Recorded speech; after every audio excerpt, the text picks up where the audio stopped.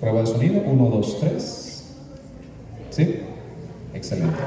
Bien, bueno, pues buenos días a todas, a todos. Vamos a comenzar con la conferencia del día de hoy. Pues tenemos una visita extranjera, viene de otro país. Ella es la maestra Gina Paola Moreno, viene de la Universidad de Antioquia, en Colombia. Es una egresada de un doctorado de ahí, de esa universidad, que es un doctorado en Ciencias Sociales.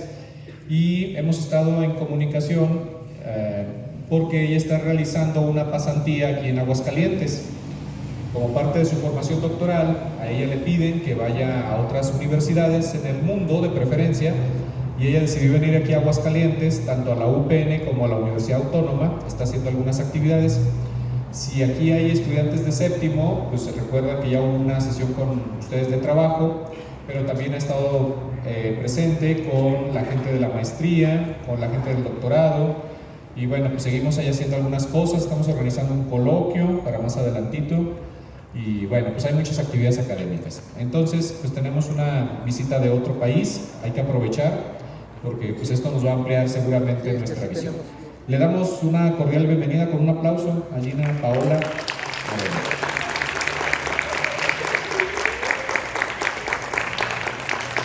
Bueno, ella, su tesis está en el área de Ciencias Sociales, pero ella es maestra de formación y está bien ubicada en el asunto de la educación inclusiva.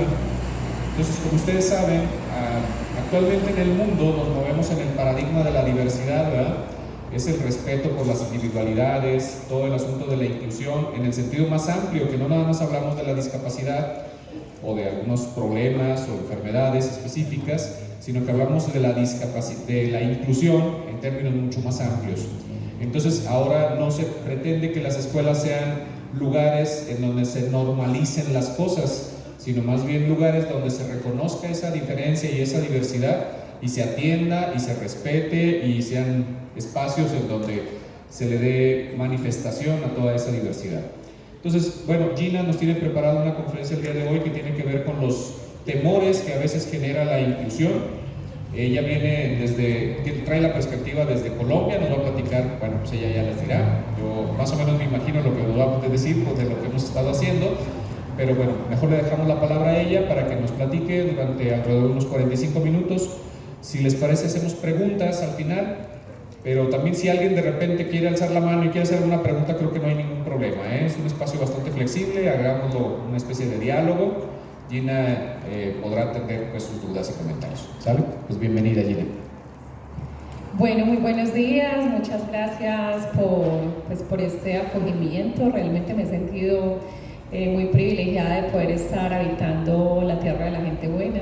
Eso sí me lo voy a llevar para Colombia. Entonces, sí, estoy haciendo una pasantía, estoy muy contenta, aprendiendo bastante, escuchando mucho, llevando todo lo que más pueda aprender y compartiendo lo que pues he venido realizando como maestra durante pues mi tiempo de formación, pero también en mis tiempos como maestra propiamente, porque pues realmente no es que yo sea la experta en el tema, porque si yo no dialogo con la población y con la comunidad, pues es muy difícil que pueda tener a profundidad un conocimiento. Entonces, realmente me siento de hecho muy incómoda de estar acá al frente, porque siempre me gusta como estar allá. Pero bueno, ya también me voy a poner por allá porque me siento que no pueden estar unos allá y otros acá, y eso hace parte de la educación inclusiva a propósito. Entonces, ya en unos 5 minutos me pararé de esta silla. Entonces les cuento, soy licenciada en Educación Especial, digamos que desde ahí, pues mi panorama, mi campo de saber o mi campo de acción, pues es específico con población con discapacidad. Sin embargo, por el tema de educación inclusiva, por supuesto, allí en Colombia, específicamente en Medellín, me desempeño también como profesional de apoyo. Soy también maestra de la universidad, pero me cuesta mucho desligarme de la escuela. Me es muy difícil, o sea, no podría ir y compartir con mis estudiantes de la universidad si yo no estoy sintiendo todos los días eso que se siente en la escuela. Entonces, ojalá que toda mi vida pueda seguirlo haciendo, porque también pues tengo familia y hay un montón de cosas en las que uno tiene que empezar a tomar decisiones en la vida, pero ojalá que pueda estar allá y acá para poder ir haciendo pues muchos asuntos de la mano, porque no tiene sentido estar en la universidad haciendo ciencia, investigando, cuando no sabes ni siquiera la sociedad por lo que está pasando. Ir a la escuela y tampoco aportar y dialogar y llevar todo eso que pasa en la escuela. A propósito, en estos días hablábamos de investigación educativa. Si tú no llevas lo que tienes ahí en la escuela y lo compartes y le cuentas a otros qué estás haciendo, tampoco tiene sentido, porque el conocimiento y el saber no puede quedarse en cuatro paredes, eso hay que compartirlo. Entonces, hablando de educación, la educación, ya hay algunos pedagogos, autores que han dicho que la educación es una responsabilidad de todos, como Petrus, que dijo también que la educación es una responsabilidad en todos los escenarios, pero nosotros como maestros sí nos responsabiliza el asunto pedagógico. A mí todavía me cuesta decir mucho que pertenezco a una facultad de educación. Yo creo que más allá de una facultad de educación pertenezco a una facultad de pedagogía, porque todos hacemos educación y unos cuantos hacemos pedagogía, sin decir que todo se vaya a pedagogizar, ¿cierto? Entonces, y para eso también hay que tener una formación, una cualificación y demás. Pero entonces, como maestra, pues he tenido un montón de desafíos, unos que uno dice, bueno, me le meto y vamos a hacer lo que sea para alcanzarlo, y otros en los que uno dice, definitivamente no puedo solo, o sea, para hacer esto tengo que conversar con el otro, tengo que decirle, oye, ¿tú cómo lo haces? Ven a ver si a mí me funciona, porque a mí no me funciona y a ti sí te funciona. Entonces, allá me desempeño también como profesional de apoyo. Hay una figura de profesional de apoyo que la mayoría de las veces lo asumen somos los educadores especiales, pero ya hoy, como tenemos unas políticas de educación inclusiva, los maestros en general tenemos que asumir ese rol, porque no puedo decirle, oye, tú que eres el educador especial, ve y atiende ese niño que tiene discapacidad intelectual. O sea, yo no puedo ir segregando al otro y diciéndole dónde estás tú y dónde no puedes estar. Entonces, hoy, por supuesto, como tenemos políticas de educación inclusiva, pues todos tenemos que aprenderlo. En este caso, con población con discapacidad. Pero ¿qué pasa con el extranjero? En particular, en mi caso, vengo con mi niña que tiene 7 años y en estos días, por ejemplo, ¿qué puede hacer la educación inclusiva para recibir un niño que viene de otro país y aquí pues tienen otros términos culturales, tienen otras formas de encuentro, para ella puede ser normal decir ciertas palabras, pero para los otros niños, oye, ¿tú cómo llegas y ya vas diciendo eso? Eso es una grosería, esa palabra no se usa. Entonces, o sea, ¿cómo traemos al otro a un escenario que no es seguramente conocido por el otro, que no es tan cómodo, pero que yo vengo y lo acojo y lo hago y hago que sea de este espacio? Entonces, la educación inclusiva es un asunto mucho más amplio, pero en este caso, pues yo les voy a compartir lo que yo vengo realizando como maestra, en donde digamos que habitan las diferentes particularidades que podamos tener para el acceso al aprendizaje, ¿sí? Porque yo para acceder al aprendizaje no solamente tengo que tener, no solamente tengo una barrera por mi condición cognitiva, sino pues hay un montón de barreras que se me pueden presentar. Entonces, les cuento que en Colombia nosotros tenemos hasta hace poco un decreto que es el decreto 1421 del 2017, donde allí nos especifican y nos dicen qué es la educación inclusiva. La educación inclusiva, entonces allí se dice que ni siquiera nos habla de discapacidad, ¿sí? O sea, es una responsabilidad del sector educativo y pues de los que hacemos parte del sector educativo. Entonces es un proceso que reconoce, que valora, que responde de manera pertinente a la diversidad de características, lo que decía ahorita el doctor Matías, es un asunto de atender la diversidad, las formas que yo traigo al otro a este escenario, en este caso dicen niños, niñas, adolescentes, jóvenes, adultos, cuyo objetivo es promover su desarrollo, aprendizaje y participación. con chicos de la misma edad o pares, ¿sí?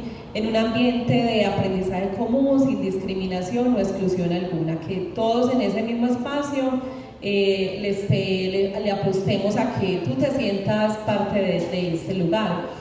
Y que garantice en el marco de los derechos humanos los apoyos y los ajustes razonables requeridos en su proceso educativo a través de prácticas, políticas y culturas que eliminen las barreras existentes en el entorno educativo. Entonces, allí en Colombia, el sector educativo, digamos que educación formal, lo que tiene que ver con en la escuela, ¿sí? Básica primaria, secundaria, aquí le llaman la prepa, he escuchado, pero allá nosotros, pues la secundaria termina en el grado 11, y excepto las escuelas normales que tienen ciclo complementario 12 y 13, pero cuando tú terminas la secundaria, ahí ya pues sigue la educación superior. Entonces ahí también las instituciones de educación superior también se deben de regir a esta norma.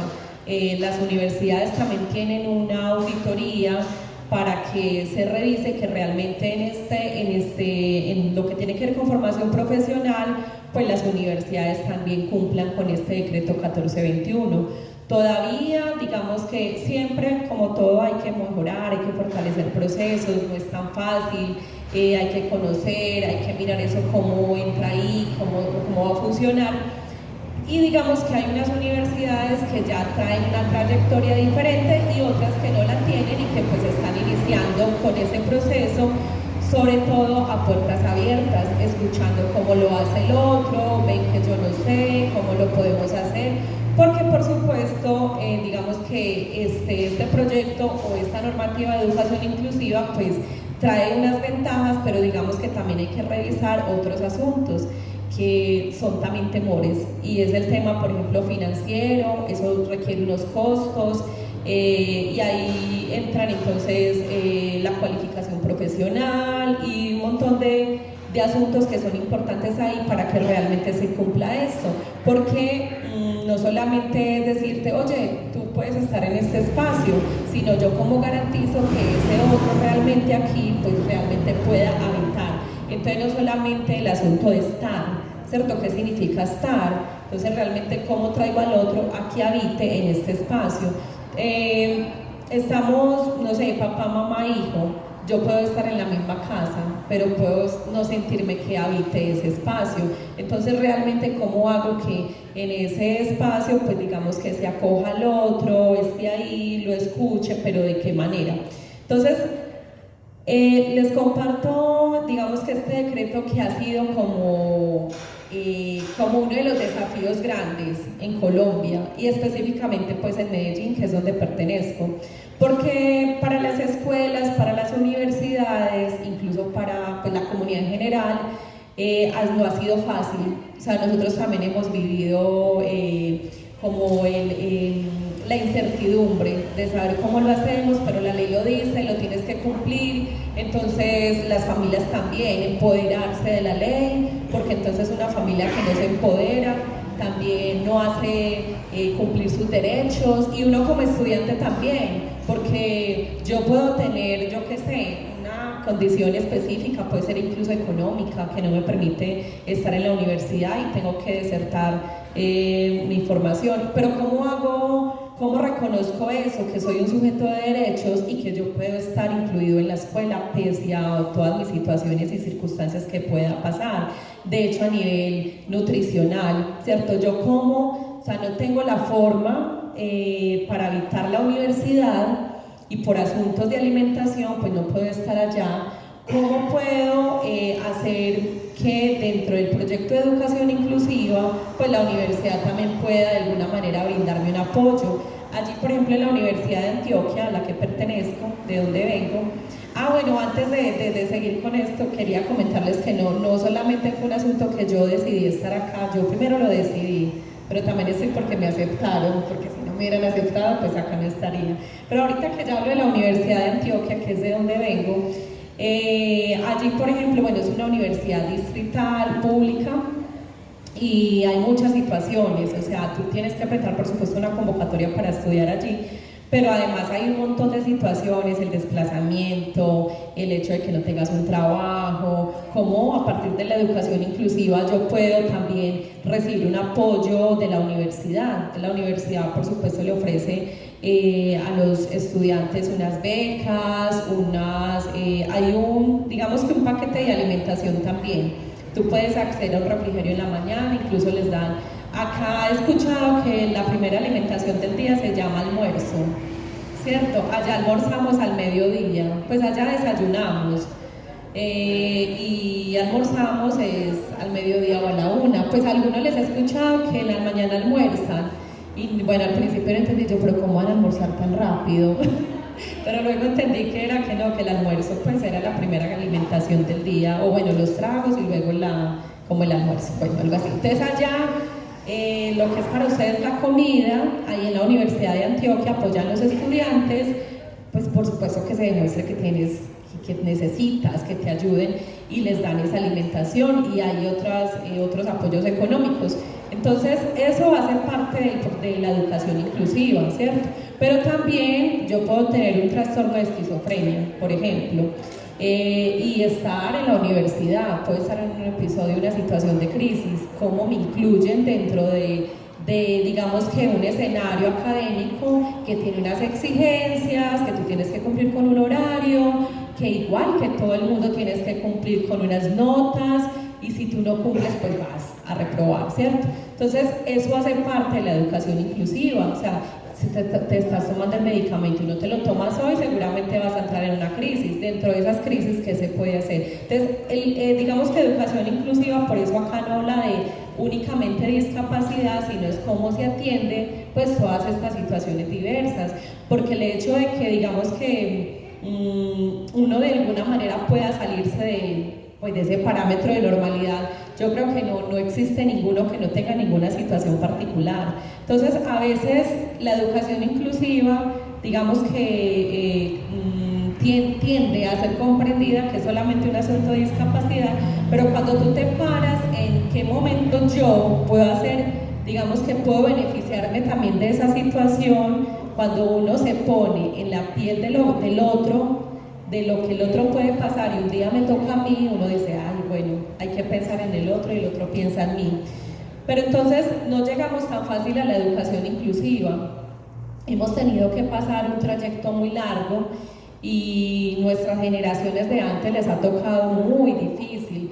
Uno cree ahorita que estamos pasando lo más complejo, lo más difícil, todavía hay muchísimo que hacer, todavía hay muchos temores, muchos miedos, del maestro, del estudiante, del que llega hoy. Siempre hay, por lo menos en mi caso, siempre tengo mucha ansiedad de conocer mis estudiantes con los que voy a trabajar ese semestre, pero también mucho susto, temor, quién va a llegar. Ahora será que me toca de pronto adaptar esto que ya tengo organizado hace 10 años o 5 o 2 o 1. Entonces es como te sales del estado de confort también para recibir una particularidad de la cual tú antes pues no conocías, no estabas enterado, te toca aprender. Entonces yo creo que es eso, como despojarse uno de lo que trae, pero ahora digamos que soy de mente abierta para conocer lo que le pasa al otro, pero también conocer y digamos que comprometerme con ese asunto. Entonces no ha sido tan fácil, las generaciones de antes les ha costado, les ha sido difícil y yo les comparto un poco lo que se ha transitado, el tránsito de paradigmas que se ha tenido para poder llegar hoy a hablar de educación inclusiva propiamente, porque en un principio, bueno, acá les comparto, dice Carlos Sánchez, digamos que en la época de la antigüedad ni siquiera, pues no, es que ni siquiera había formas de atender la diversidad, ni la diversidad existía en términos conceptuales, sino que básicamente lo que había en su momento eran prácticas genocidas, ¿cierto? O sea, cómo exterminó al otro porque no cumple los parámetros de normalidad, entonces no puede habitar, ¿cierto? Y pasamos a digamos que a empezar a comprender un mundo dicotómico en el que si está lo blanco tiene que estar lo negro, en el que si está lo prohibido tiene que estar lo prohibido, en el que si tú eres reconocido hay otro que no es reconocido, de lo legal a lo ilegal. Entonces dice de Sousa Santos como si para existir lo uno se necesite lo otro. Entonces nos la pasamos todo el tiempo en presentando unas formas duales o dicotómicas para comprender un escenario social en el que entonces siempre hay uno que pareciera que está muy bien y hay otro que no está tan bien, ¿cierto? Entonces empiezan a darse en esos discursos que dentro de las ciencias sociales se nombran como mundos dicotómicos, donde aparece el discapacitado, por ejemplo en este caso, y el no discapacitado, o el blanco o el negro, el criollo, y bueno, no sé, un montón ahí de asuntos que hacen que se empiecen a dar como esas formas de separación social. E incluso nosotros, digamos, y yo creo que no solamente en Colombia, o sea, a nivel general, la educación antes era una responsabilidad religiosa, ¿cierto? Donde la religión era justamente la que tomaba las determinaciones sobre cómo tú podías acceder como al mundo social y a la formación y demás. Entonces, en ese momento, aquel que se salía de los parámetros de la normalidad era también un castigo divino, ¿cierto? Entonces, como la religión entra, digamos que también a tomar una postura y una posición importante, sin decir que lo que, digamos que esas determinaciones políticas en su momento por parte de la religión no quiere decir que eran malas, porque digamos que es la forma en la cómo se comprende hoy el pasado, sin juzgar el pasado, ¿cierto? Sin decir, ay, es que lo que hicieron estos fue muy malo y por eso hoy tenemos 30 años de atraso, 50 o 100 o siglos o yo no sé cuánto.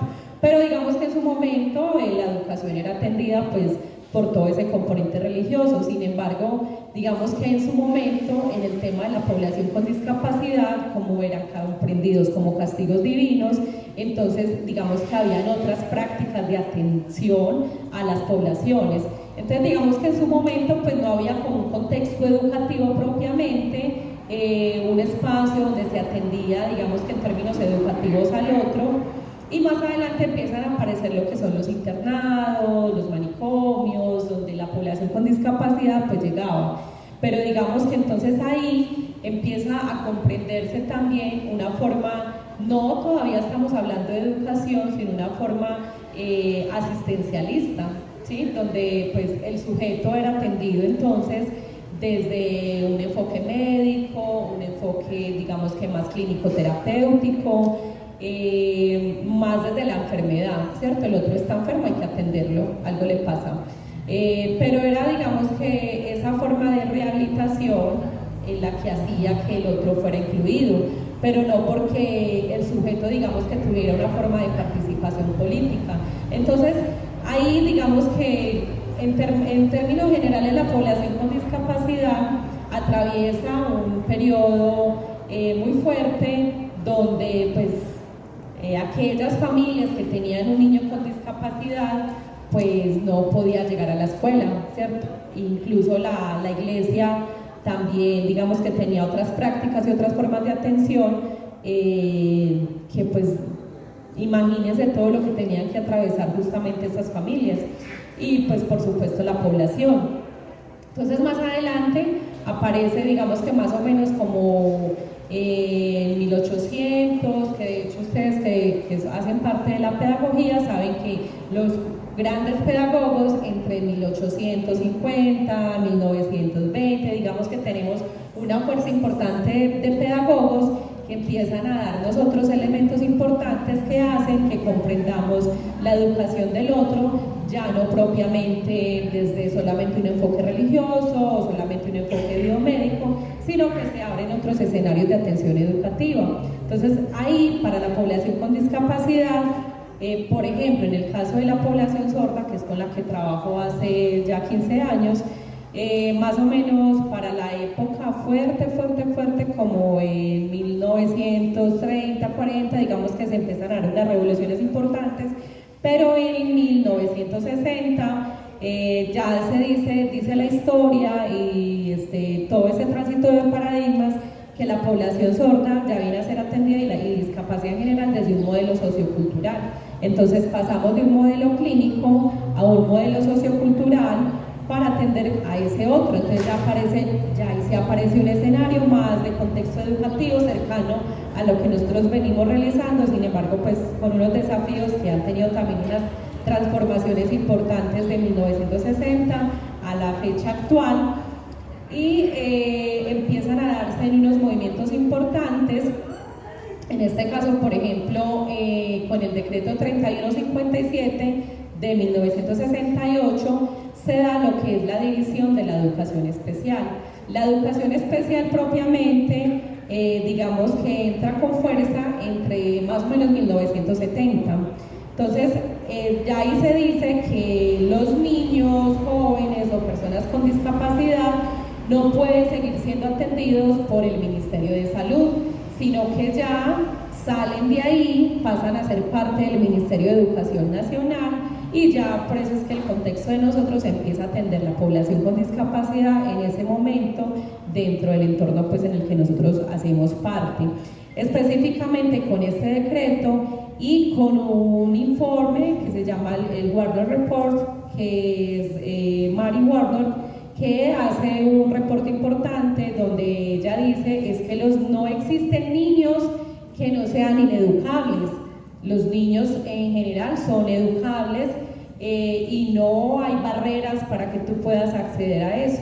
Entonces ahí aparece con fuerza lo que es la educación especial, y hay un término que es, por ahí yo me imagino que lo han leído, que es N con mayúscula NEE, necesidades educativas especiales. Solo que nosotros en Colombia, bueno, y en general, no solamente en Colombia, digamos que en su momento en el 70, en el 78, por ahí surge el concepto de necesidades educativas especiales, y por ejemplo yo recibí formación de pregrado bajo esa forma conceptual, pero ya no son necesidades educativas especiales. Entonces, más adelante, ya con la Conferencia Mundial de Educación para Todos en 1990, es que empieza a tener ya fuerza educación para todos. Entonces ya ahí, digamos que, y bueno, y ahora sí me voy a parar, que ya me quedé mucho rato ahí. Entonces, ya en 1990 entra con fuerza lo que es la educación para todos, y en 1991, en el caso ahí sí de Colombia, aparece la Constitución Política de 1991. En relación de esa constitución a la constitución anterior hay un montón de cambios que tienen que ver con ese tránsito de paradigmas que yo les acabo de compartir. Entonces ya la constitución del 91 ya empieza a incorporar lo que, digamos que no habla de diversidad, pero sí ahí ya empezamos a hablar que la educación ya es una responsabilidad, por supuesto, de no solamente del sector religioso, no solamente, digamos que ya no aparece con tanta fuerza lo que aparecía en la constitución anterior, que era más un contexto de guerra, un contexto pues con otros desafíos sociales, y ahí por supuesto aparece con mayor fuerza ya la figura de nosotros como maestros, ya la responsabilidad que la escuela asume frente a la educación del otro. Entonces ya aparece la separación de la educación formal, lo que yo les conté al principio, y desde el 91 hasta la fecha actual, digamos que se han venido asumiendo un montón de desafíos importantes para el tema de la educación inclusiva. Entonces ya en el 91 la Constitución, más adelante con el decreto 2082 ya aparece que las poblaciones con discapacidad, con limitaciones o talentos excepcionales, pues por supuesto deben de ser parte de la escuela y debe ser una responsabilidad del Estado, ni siquiera del maestro o del sector educativo nacional, sino que el Estado propiamente debe garantizar eso. A partir de ese momento empiezan por supuesto ya digamos que a aparecer unas formas más específicas, ya en lo que tiene que ver específicamente entonces con población sensorial, con discapacidad sensorial o con limitaciones físicas, y entonces ahí ya se empiezan a dar unos cambios importantes.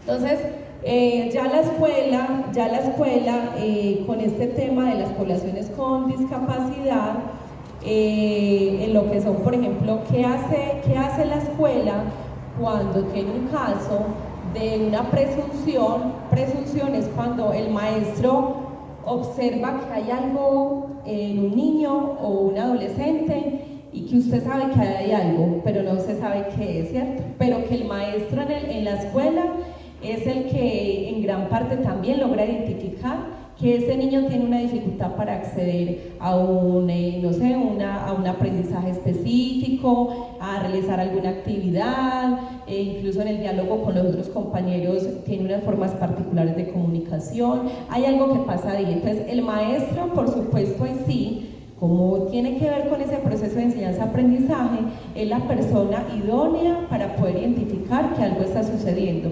En el caso, por ejemplo, de ustedes, que el foco de atención son los niños, ¿cierto?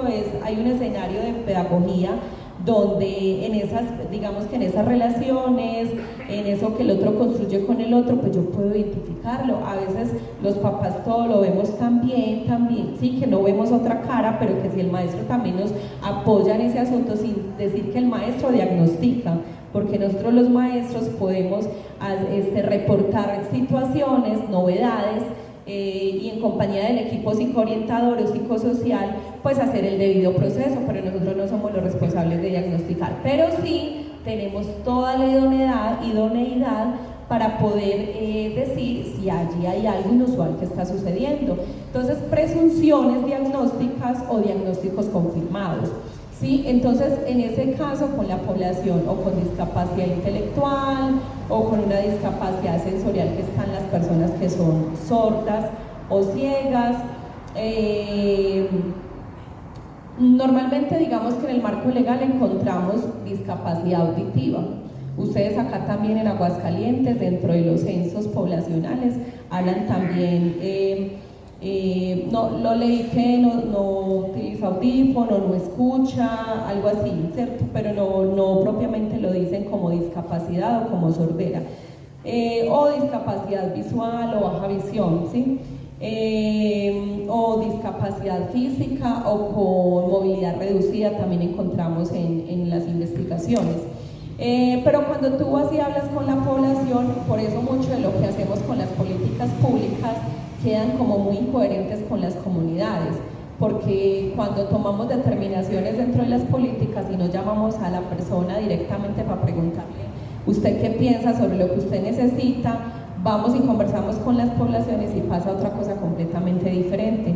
Entonces, en el marco legal de Colombia sí encontramos que se nombra como discapacidad, por ejemplo, auditiva, pero por ejemplo en los cursos que yo acompaño en la Universidad de Antioquia, en algunos que tengo la potestad de nombrarlos como yo decida, hay otros en los que no puedo, pues porque ya el pensum o el currículo lo plantea de esa manera, pero sí las selectivas que acompaño, afortunadamente yo les puedo cambiar el nombre. Entonces, por ejemplo, mis espacios que tienen que ver con educación, con población sorda, no los llamo espacios de discapacidad auditiva, sino que los espacios se llaman, por ejemplo, educación de sordos, comunidad en lengua, o por ejemplo hablamos identidades sordas, porque digamos que ahí también ya hay una ley que es la ley 982 en Colombia, donde justamente hace una clasificación de la población sorda y ahí encontramos hipoacusia, sordo no sé cómo, sordo, bueno,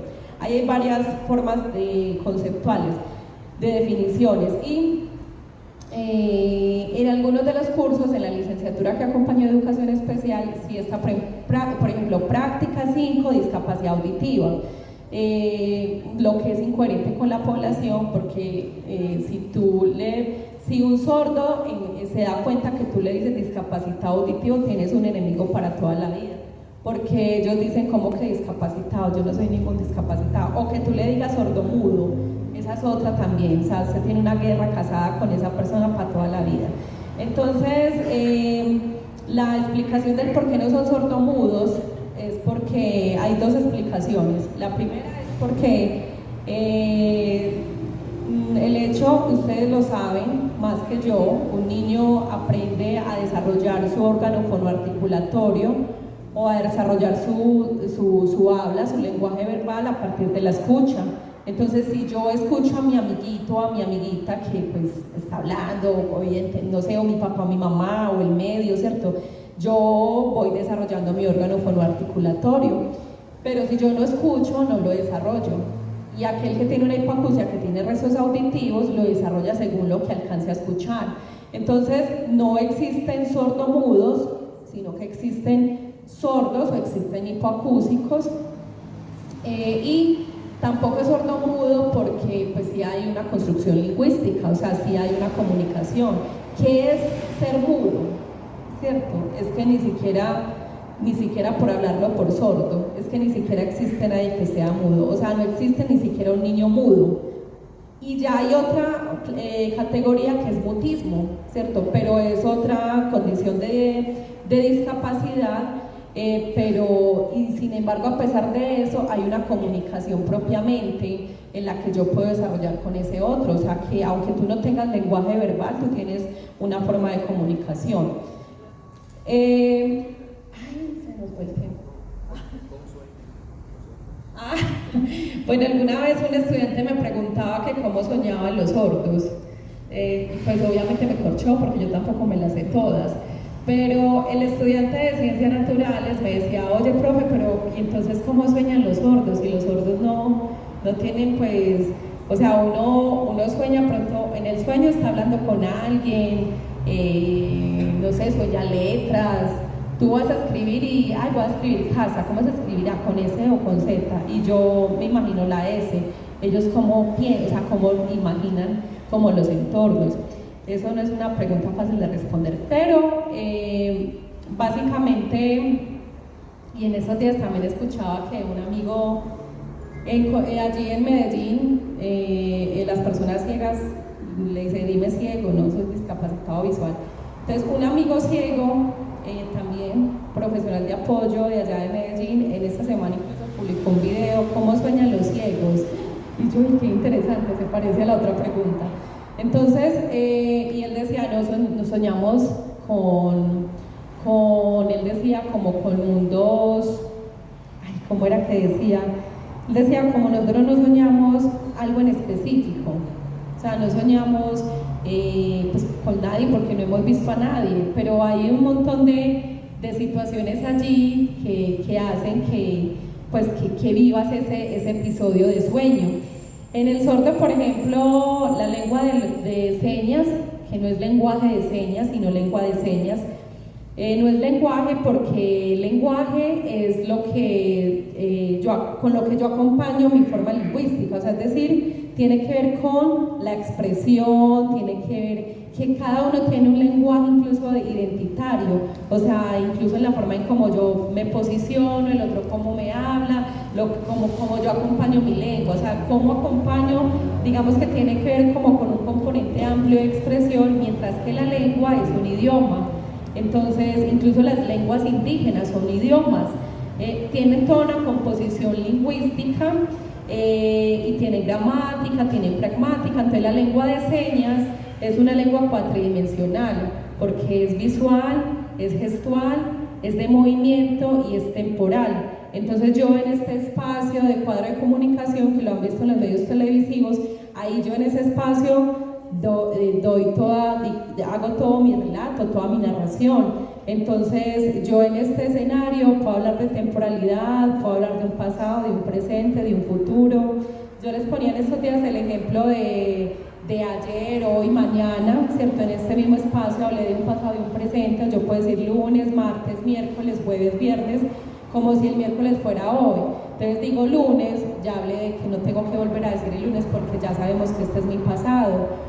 O que este de aquí, por ejemplo, me fui a nadar. Entonces ya este de acá sería lo que yo voy a hacer el viernes.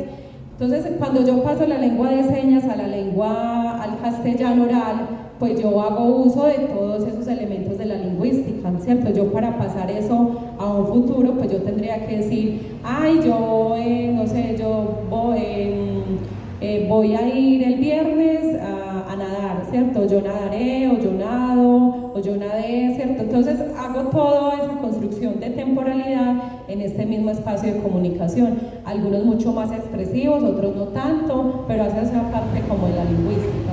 Entonces, los desafíos de la educación inclusiva respecto al sordo, o a la persona que tiene una dificultad visual, o al que viene de otro país, el que es extranjero, tantas situaciones que la escuela afronta, ¿cierto? Para la escuela no es fácil recibir todas estas situaciones, porque además no solamente es el asunto de la discapacidad para acceder al aprendizaje, es un montón de situaciones que se dan, por ejemplo, cuando a propósito de pasar por migración, o sea, cuando tú pasas por migración, o sea, los niños que están ahí, pero no solo los niños, los papás, las mamás.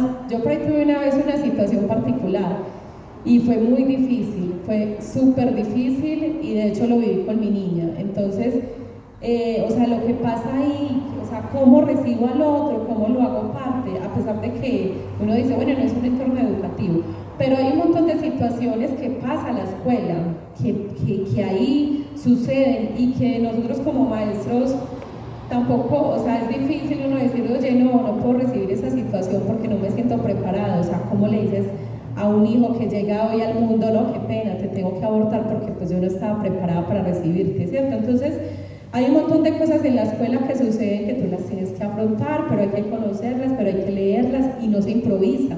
Y yo sé que es un reto también, pues además recibir y decir, pero si no estoy preparado, pero ¿cuándo me preparo? Pero no es fácil tampoco es recibir como todo el tiempo.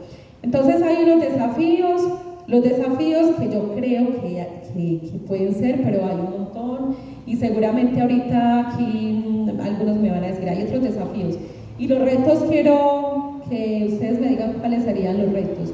Entonces, desafíos, incorporar otras formas de encuentro para las poblaciones, ¿cierto? Yo creo que hay un desafío importante con la educación inclusiva porque incluso como recibo un extranjero, bueno, un extranjero que hable mi idioma, bien, pero recibamos un extranjero en mi escuela, un niño de 6 años o de 4 años que ni siquiera tiene su lengua materna, ¿cierto? Porque está en ese proceso, y cómo voy y hablo en español cuando su primera lengua es otro idioma. Entonces, o sea, eso hace parte también del estar aquí. El semestre pasado llevé a mis estudiantes de otra universidad con la que acompaño, que es la Universidad Americana, a un espacio, y estudiantes de pedagogía infantil, fuimos a un espacio de meditación. Yo en la vida he meditado, yo no sé qué es meditar, estoy aprendiendo. Y resulta que pues nos invitaron a un espacio y los estudiantes me decían, profe, ¿y eso para qué? ¿Eso qué relación tiene con la clase que estamos viendo? Y yo les decía, vamos a ir y luego les voy a contar por qué. Fuimos a meditación, llevamos pues como todos los elementos, aparte te tenías que sentar como en unas almohaditas que hacían como una torrecita, y ahí te tenías que sentar con los pies, no sé cómo, y yo decía, no, yo no voy a aguantar sentada ahí porque luego me va a doler la espalda. No, esa es la técnica, porque antes si estás del todo en el piso te vas a cansar. Y yo, bueno, vamos a ver. Y si efectivamente tenía que estar uno más alto, y ahí podía soportar como más espacio, más tiempo. Y bueno, y sucedieron un montón de cosas alrededor de eso, y al finalizar nos contaban cómo las poblaciones budistas, o sea, como tu maestro, que recibes un niño budista, que además dentro de su rutina escolar hace parte de la meditación, cómo lo incluyes en tu propuesta. O sea, y todos decían, ¡oh! No, ¿qué haríamos con un niño donde no llegue hacia la escuela, ¿cierto? Entonces hay un montón de situaciones que uno desconoce, pero que son importantes también acercarse y venga, ¿cómo funciona eso?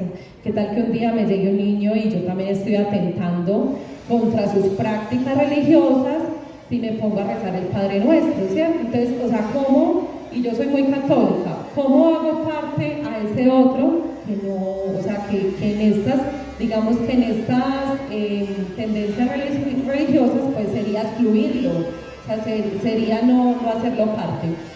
Transformar una sociedad desigual. Somos desiguales todo el tiempo, y en todos los escenarios, en la escuela, en la familia incluso. El trabajo mío es con sordos adultos mayores que nacieron sordos pues, genéticamente, pero la mayoría de los adultos mayores en las casas, ¿cuántas casas hay donde el abuelo ya no lo escuchamos?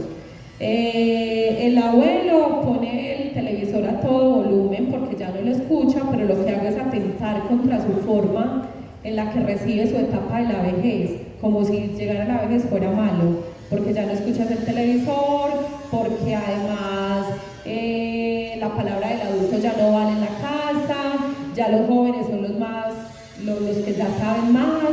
Entonces, o sea, como en ese espacio, o sea, digamos que la apuesta no solamente es acá.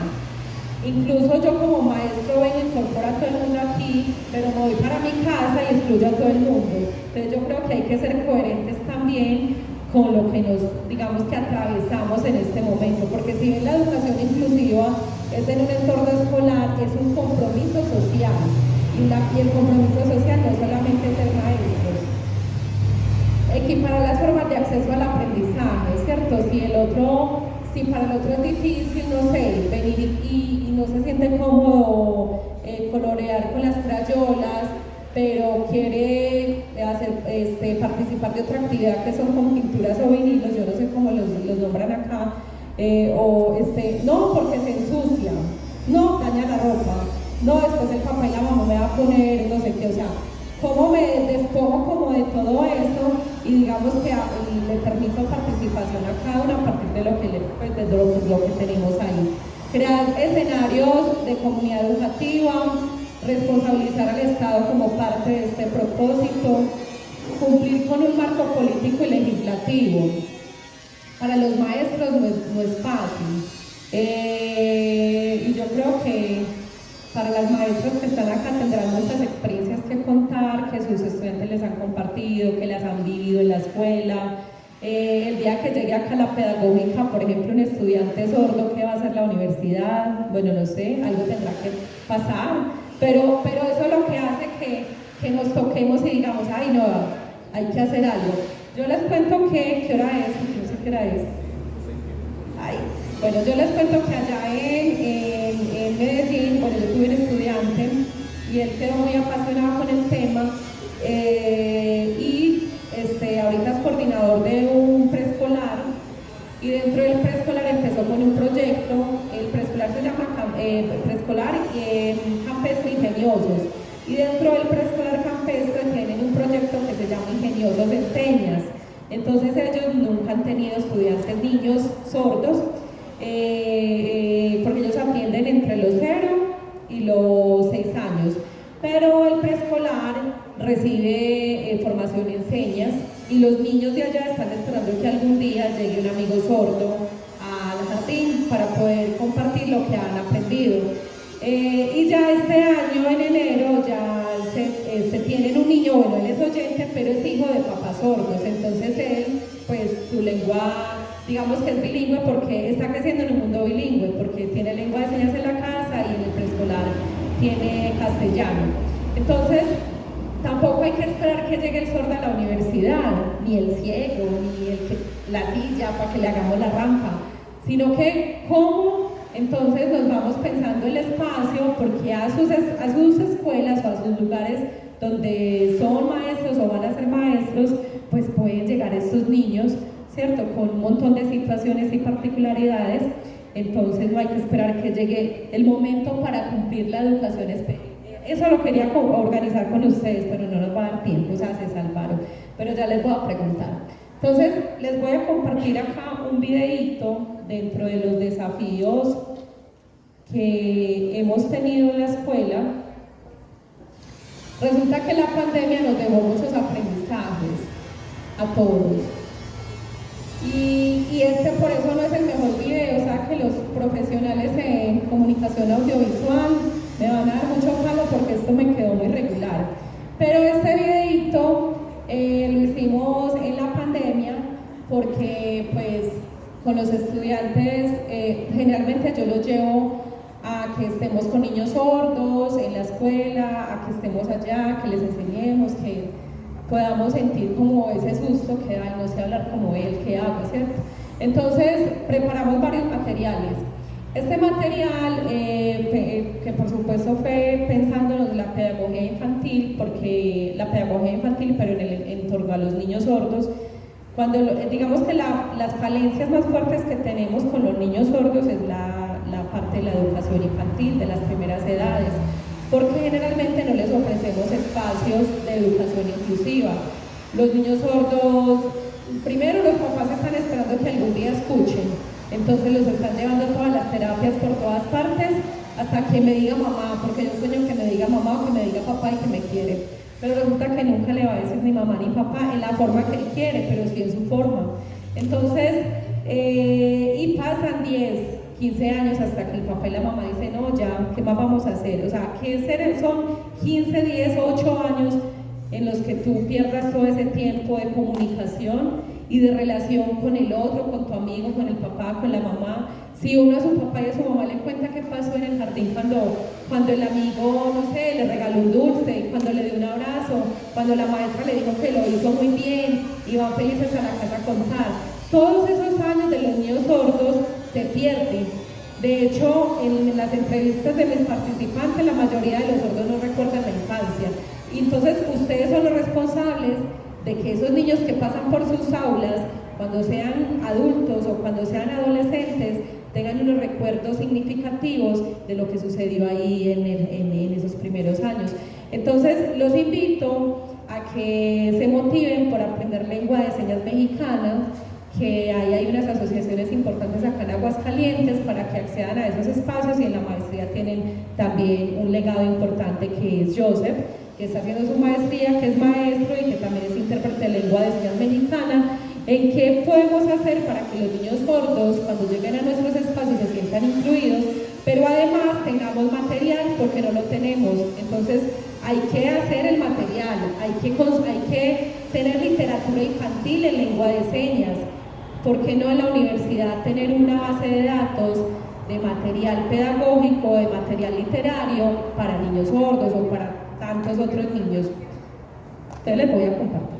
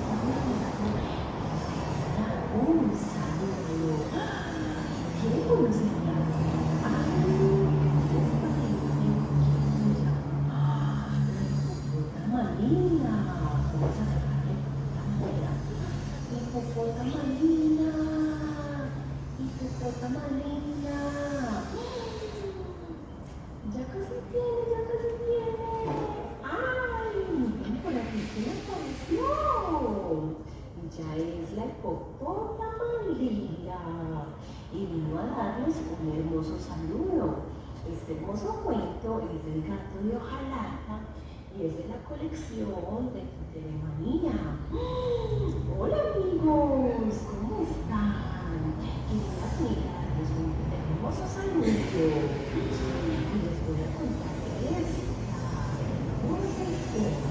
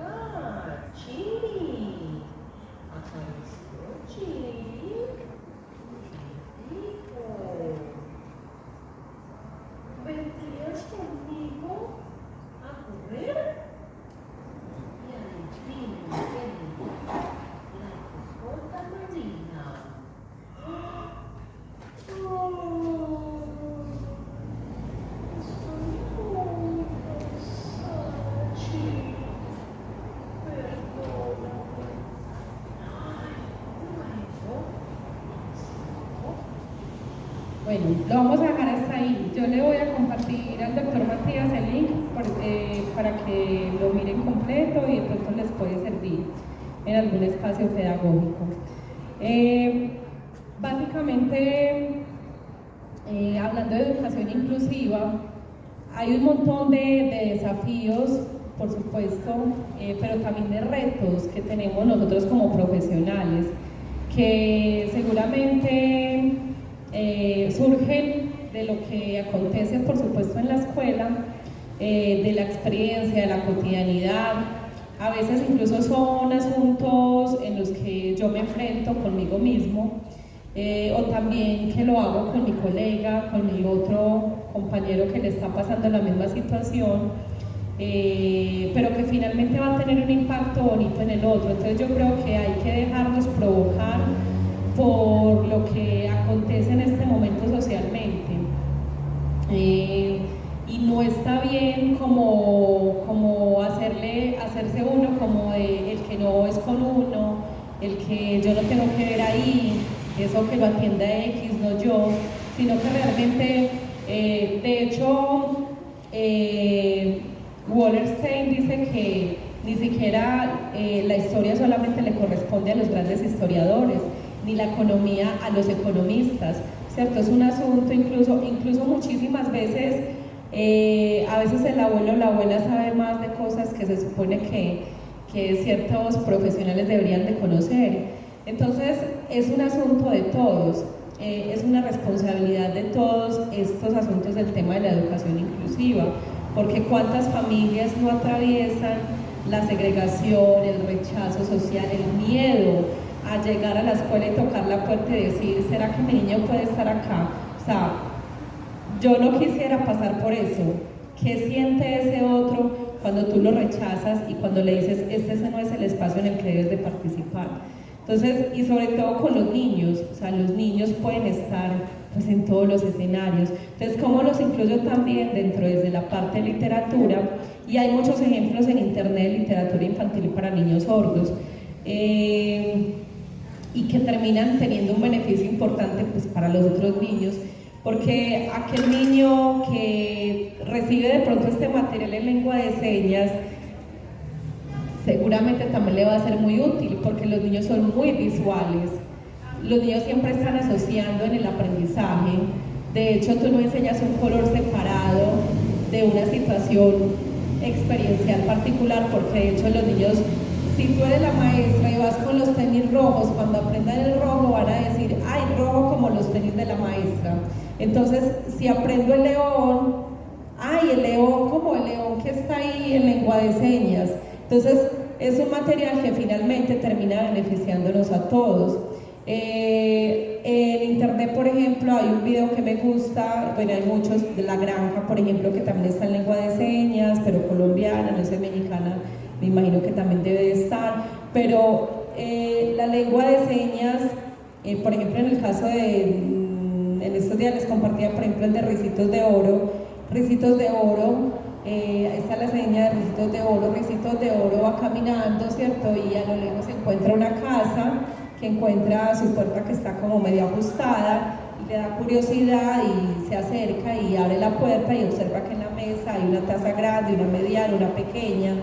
Toma la taza grande, no le gusta, toma la mediana, no le gusta, y toma la pequeña, y está deliciosa y queda llenita y se la toma toda. Entonces, a mí me gusta mucho ese tipo de cosas que pasan con lo literario, pero propiamente con lo pedagógico, porque cuando atraviesas la pedagogía y la didáctica, pones un saber específico que lo puedes transmitir de otra forma a tus estudiantes, a diferencia si yo le cuento el cuento de Ricitos de Oro con otra construcción lingüística, que o el otro se va a poner a llorar, no me va a querer volver a escuchar, pero incluso o en lengua oral o en lengua de señas, ¿qué elementos y qué recursos utilizo yo que hago que ese otro lo incorpore en una propuesta de educación inclusiva?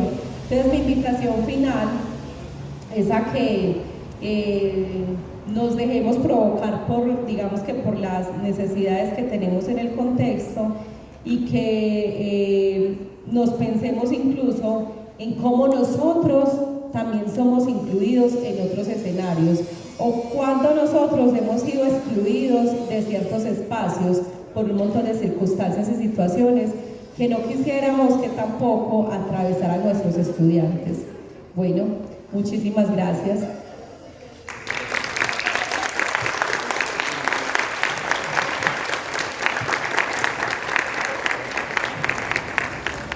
Ok, así rapidín, ¿verdad? Porque luego tienen algunos alguna ocupación. ¿Alguien quiere hacer alguna pregunta? ¿Algún comentario? Siéntase en la confianza, digo. Un minutito, dos. Las maestras, ¿verdad? Las compañeras, maestros también. ¿Alguien quisiera preguntar algo?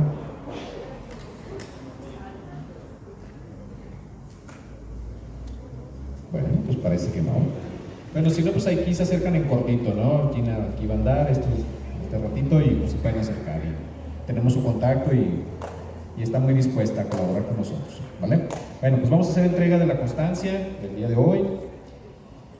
Dice lo siguiente. Bueno, pues le agradecemos primero a Gina su participación en esta conferencia, el hecho que nos haya compartido algo de lo que ella ha estado trabajando en estos años como profesional de la educación inclusiva, ¿verdad? Dice la constancia: la Universidad Pedagógica Nacional, Unidad 011, otorga la presente constancia a la maestra Gina Paola Moreno por su valiosa colaboración al dictar la conferencia Desafíos y temores en torno a la educación inclusiva, dirigida a la comunidad estudiantil de la Unidad 011 de la Universidad Pedagógica Nacional, como parte del programa de formación integral, el día 15 de noviembre del año en curso, y firma la directora Marta Elena Guerrero Rodríguez. Muchas gracias.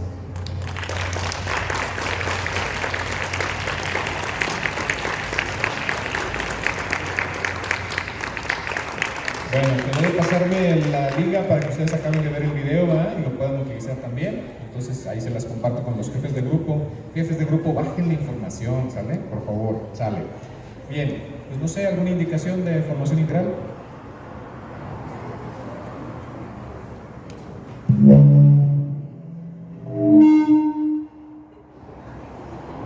Muchachos, pues nada más agradecerles su presencia a esta conferencia tan interesante y que creo que nos abre un panorama a un campo en el que ustedes tienen mucho trabajo y hay mucho que hacer en favor de todas las personas, ¿verdad? Entonces los esperamos también el próximo miércoles en la siguiente conferencia que va a estar a cargo de la doctora Aurora Terán. Ahorita pues ya siguen con sus actividades normales.